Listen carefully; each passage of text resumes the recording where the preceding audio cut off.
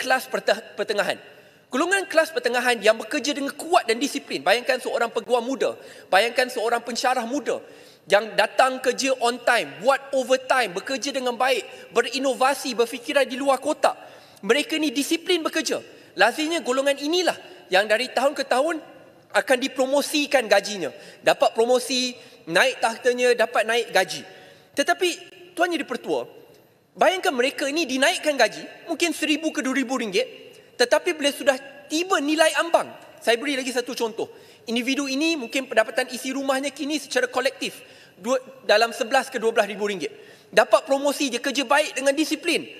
Naik saja gaji RM1,000, RM2,000, masuk kategori T15, walaupun ada naik gaji RM1,000, RM2,000, tangan kiri dapat RM1,000, RM2,000 sebulan, tangan kanan hilang puluhan ribu atau ratusan ribu setiap tahun. Bukan kepada martabat dirinya tapi keluarganya. Hilang subsidi petrol, hilang subsidi kesihatan, hilang subsidi pendidikan. Anak-anaknya kalau ada dua ke tiga anak masuk universiti SPP.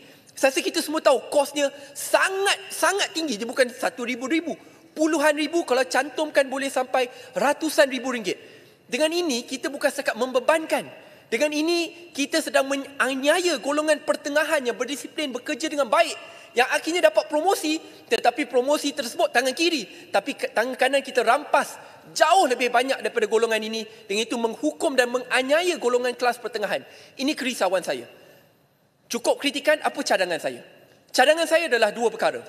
Pertama sekali, dan hujah moral hazard ni dengan izin Tuan Yang di-Pertua, bukan saja hujah berlaku di Malaysia, dia berlaku di banyak negara-negara maju. Apabila sesebuah kerajaan menarik subsidi, bukan satu subsidi, dia 2-3 subsidi bersekali. Nak apabila subsidi itu bukan setakat isu harian berkenaan petrol, tapi secara tahunan. Apabila melibatkan universiti, melibatkan SBP, kos persaraan di sekolah, secara total ditarik sekaligus. Itu akan menyebabkan moral hazard yang sangat tinggi. Cadangan saya adalah untuk kerajaan pastikan bahawa penarikan itu dibuat secara perlahan-lahan.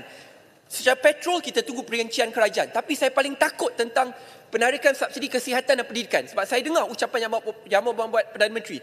Dia kata universiti akan terkesan, IPTA akan terkesan, SBP akan terkesan. Bayangkan kalau saya dalam keluarga M40 tersebut ada 3 ke 4 anak.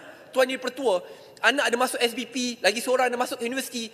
Kalau secara tiba-tiba ditarik, itu puluhan ribu kos tambahan secara tahunan yang akhirnya menganiaya golongan pertengahan yang berdisiplin, kerja dengan baik, yang sepatutnya dapat promosi, gaji ni gembira, tapi kini bila dapat promosi dia merana kerana akhirnya kehilangan itu jauh lebih besar. So kerajaan perlu buat bukan setakat secara berkala, tetapi dalam bab kesihatan dan pendidikan, tolonglah pertimbangkan balik. This is very very serious.